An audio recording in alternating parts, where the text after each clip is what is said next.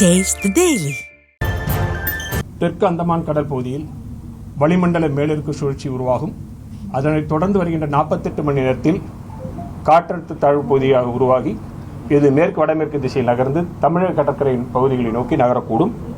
இதன் காரணமாக 17-18 தேதிகளில் டெல்டா மாவட்டங்கள் உள்ளிட்ட வட தமிழகத்தின் கடலோர மாவட்டங்களில் கனமுதல் மிக கனமழை பெய்யக்கூடும். மீனவர்களுக்கான எச்சரிக்கையை பொறுத்தவரையில் இன்று குமரிக்கடல் பகுதியில் சூறைக்காற்றானது மணிக்கு 35 முதல் 45 கிலோமீட்டர் வேகத்தில் வீசக்கூடும் என்பதால் மீனவர்கள் இன்று குமரிக்கடல் பகுதியில் செல்ல வேண்டாம் என்று அறிவிக்கப்படுகிறார்கள்.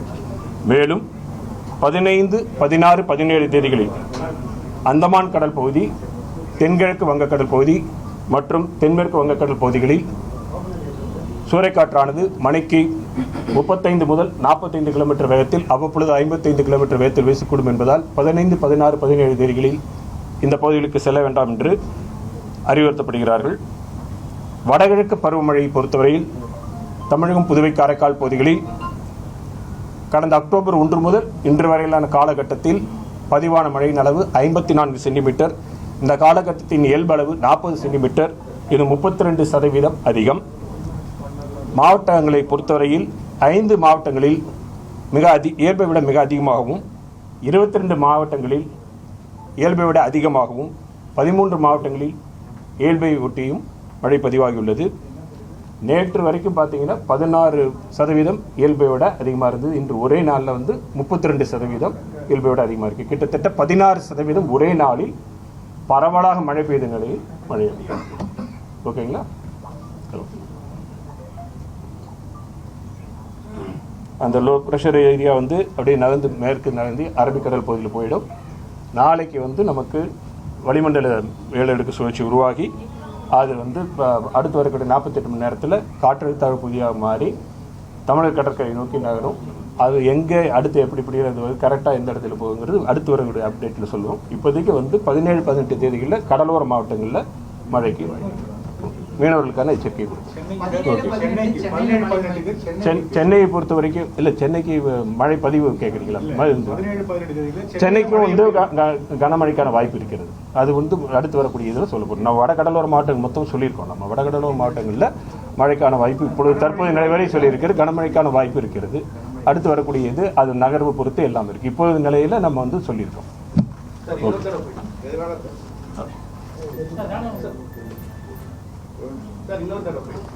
சார், இன்னைக்கு பொறுத்தவரை இந்த ரொம்ப ஹெவி ரெயின் இருக்கும் நம்ம கொடுத்துருந்துருக்கோம். 29 இடங்கள்ல பதிவாயிருக்கு. நம்ம கொடுத்துருக்கோம். இன்னைக்கு நம்ம தென்காசி பகுதியில் மாவட்டத்திற்கு இது கொடுத்துருக்கோம். Red alert. இது நெல்லை மாவட்டத்தில் ரெட் அலர்ட் கொடுத்துருக்கோம். மற்ற சுற்றி இருக்கிற பகுதிகளில் ஆரஞ்சு அலர்ட் கொடுத்துருக்கோம்.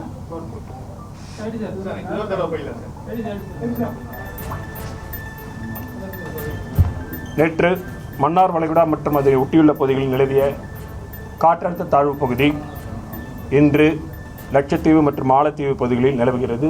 இது அடுத்து வரும் 24 மணி நேரத்தில் மேற்கு திசையில் நகர்ந்து படிப்படியாக வலு குறையக்கூடும். கடந்த 24 மணி நேரத்தில் தமிழகம், புதுவை, காரைக்கால் பகுதிகளில் பெரும்பான்மையான இடங்களில் கனமுதல் மிக கனமழை பெய்துள்ளது.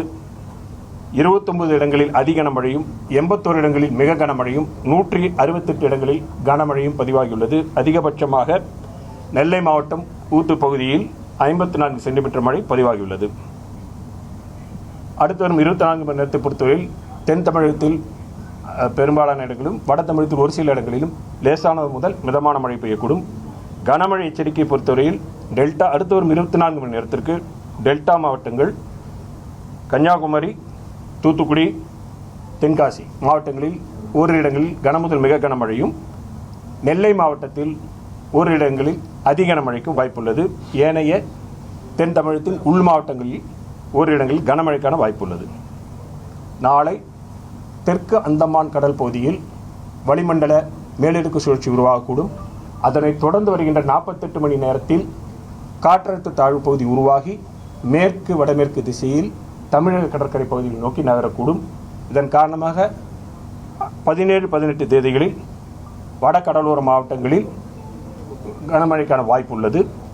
மீனவர்களுக்கான எச்சரிக்கையை பொறுத்தவரையில் குமரிக்கடல் பகுதியில் இன்று சூறாவளி காற்று வீசக்கூடுவதால் இன்று மீனவர்கள் செல்ல வேண்டாம் என்று அறிவுறுத்தப்படுகிறார்கள். மேலும் 15, 16, 17 தேதிகளில் அந்தமான் கடல் பகுதி, தென்கிழக்கு வங்கக்கடல் மற்றும் தென்மேற்கு வங்கக்கடல் மற்றும் அதனை ஒட்டியுள்ள மத்திய வங்கக்கடல் பகுதிகளில் சூறாவளி காற்றானது 35 முதல் 45 கிலோமீட்டர் வேகத்தில் அவ்வப்பொழுது 55 கிலோமீட்டர் வேகத்தில் வீசக்கூடும் என்பதால் மீனவர்கள் 15, 16, 17 தேதிகளில் இந்த பகுதிகளுக்கு செல்ல வேண்டாம் என்று அறிவுறுத்தப்படுகிறார்கள். தமிழகம், புதுவை, காரைக்கால் பகுதிகளில் வடகிழக்கு பருவமழை அக்டோபர் 1 முதல் இன்று வரையிலான காலகட்டத்தில் பதிவான மழையின் அளவு 54 சென்டிமீட்டர். இந்த காலகட்டத்தின் இயல்பு அளவு 40 சென்டிமீட்டர். இது 32% இயல்பை விட அதிகம். Next 24 hour forecast. இப்பொழுது செயற்கைக்கோள் படம் அந்த ரேடார், காரைக்கால் ரேடார் படம். கடந்த 24 மணி நேரத்தில் பெரும்பாலான இடங்களில் மழை பெய்திருக்கிறது. கனமழை, மிக கனமழை, 29 இடங்களில் அதி கனமழை. 24 சென்டிமீட்டர், 1 சென்டிமீட்டர் இருந்திருக்கும், உள்ள இருக்கும். 24 மணி நேரத்தில் 54 சென்டிமீட்டர்.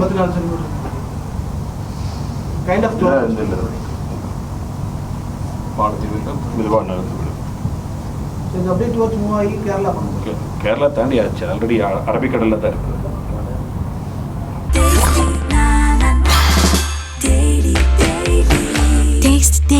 Taste the Daily.